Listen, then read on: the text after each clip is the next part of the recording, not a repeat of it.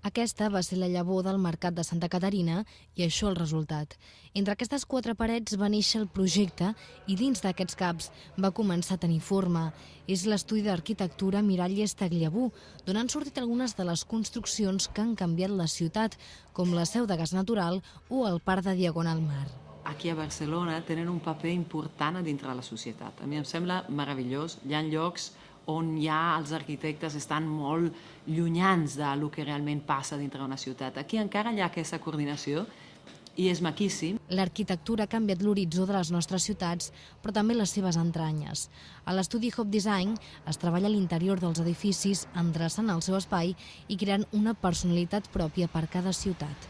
A Itàlia són no sé, més carregats o més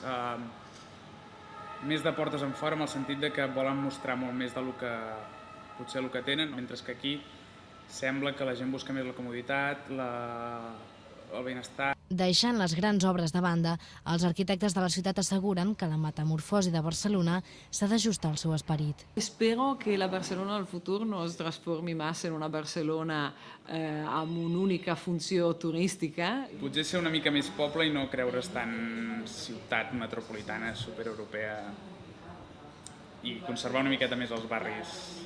Des d'ahir, una trentena d'estudis d'arquitectura de Barcelona obren les seves portes dins de la segona edició de la Setmana de l'Arquitectura. Estudiants com el Carlos o la Francesca poden contagiar-se així dels nous aires de l'arquitectura. Para saber lo que se está haciendo, cómo están trabajando los despachos hoy en día y estar un poco actualizados, ver las maneras de trabajar y todo esto de despachos que no todos los días puedes ver o entrar. La Setmana de l'Arquitectura es completa amb conferències, debats, exposicions i tallers fins al 9 d'octubre.